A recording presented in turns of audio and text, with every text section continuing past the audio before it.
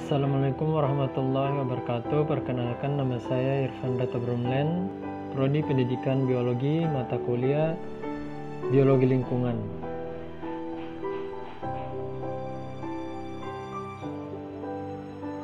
Hari ini saya akan membahas tentang siklus air. Siklus air atau siklus hidrologi adalah sirkulasi air yang tidak pernah berhenti dari atmosfer ke bumi dan kembali ke atmosfer melalui proses kondensasi, presipitasi, evaporasi, dan transpirasi. Hidrologi merupakan bidang ilmu yang berkaitan dengan siklus air, berkaitan dengan asal, distribusi, dan sifat air. Dalam konteks yang luas, ilmu meteorologi dan oseanografi menggambarkan bagian dari rangkaian proses fisik global yang melibatkan air, hingga ilmu hidrologi berkaitan erat dengan teknik-teknik ilmiah yang bersumber dari matematika, fisika, kimia, teknik, geologi, dan biologi. Konsep-konsep dasar yang diterapkan diantaranya yaitu ilmu meteorologi, klimatologi, oseanografi, geografi, geologi, glasiologi, limnologi, ekologi, biologi, agronomi, kehutanan, dan beberapa ilmu lain yang berspesialisasi pada aspek fisik, kimia, dan biologi.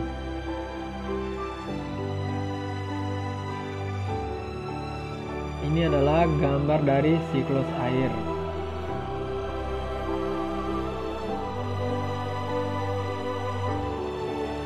Siklus air atau siklus hidrologi menggambarkan pergerakan molekul air dari permukaan bumi ke atmosfer dan kembali lagi. Dalam sistem ini, energi matahari memiliki peran besar dalam siklus yang terjadi secara terus-menerus. Pada saat terjadi penguapan air, ketika air berubah dari cairan menjadi gas dari samudra, lautan, dan badan air lainnya, sekitar 90% kelembapan terbentuk di atmosfer, 10% sisanya dilepaskan oleh tumbuhan dalam bentuk transpirasi. Tumbuhan menyerap air dari dalam tanah, kemudian memanfaatkannya dalam proses fotosintesis, kemudian melakukan transpirasi. Sebagian kecil uap masuk ke atmosfer melalui sublimasi, yaitu secara langsung air berubah dari padat, es atau salju menjadi gas.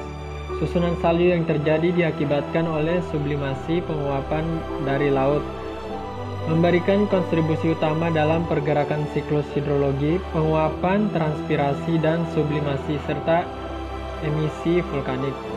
Mendukung dalam proses hidrologi, setelah air berada pada atmosfer yang rendah, arus udara akan naik ke atas pada udara yang cenderung lebih sejuk.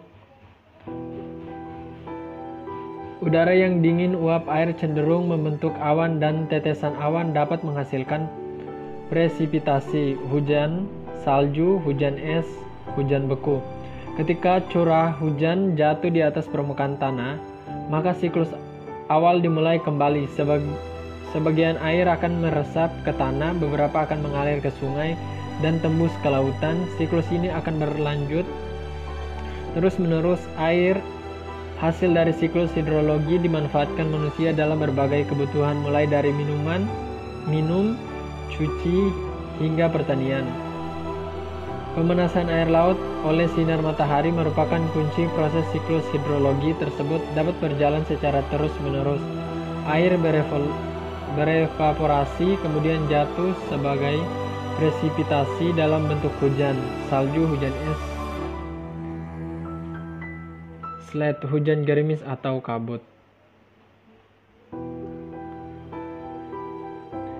Presipitasi merupakan komponen penting mengenai bagaimana air bergerak dan bersiklus, menghubungkan laut, daratan, dan atmosfer. Mengetahui di mana curahan hujan turun salju atau hujan es yang kemudahan para ilmuwan untuk memahami dampak hujan pada lingkungan seperti aliran sungai, limpasan permukaan, dan air tanah. Siklus air memberikan gambaran bagaimana air mengalami penguapan dari permukaan bumi kemudian naik ke atmosfer, mendingin dan mengembun menjadi hujan dan salju di awan. Air yang jatuh ke permukaan bumi terkumpul di sungai dan danau. jatuh ke lapisan batuan berporsi dan sebagian besar mengalir kembali ke laut.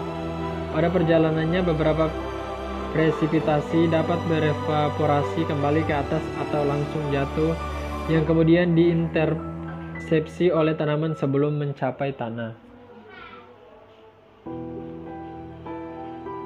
Siklus air bumi dimulai sekitar 3,8 miliar tahun yang lalu ketika hujan turun di bumi dan membentuk lautan.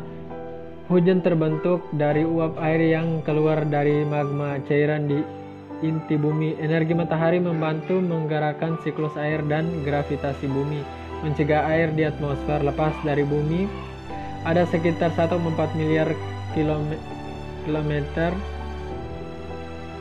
air, 335 juta air di bumi termasuk air laut, danau, dan sungai, mencakup air yang membeku seperti gletser, salju, serta air tanah dan air di bebatuan, dan termasuk air di atmosfer berupa awan dan uap. Sekitar 97% air di bumi di lautan dan 2% membeku di lapisan es dekat kutub dan gletser. Sebagian besar berada di Antartika, sebagian kecil di Greenland di kutub utara, dan sebagian kecil lainnya berada di gletser pegunungan seluruh dunia. Sebagian dari 1% sisa air di bumi berada bawah tanah, akuifer, dangkal, kelembapan tanah, atau berada dalam lapisan batuan sekitar 0,3%. Air berada di danau, lahan basah, yang sungai.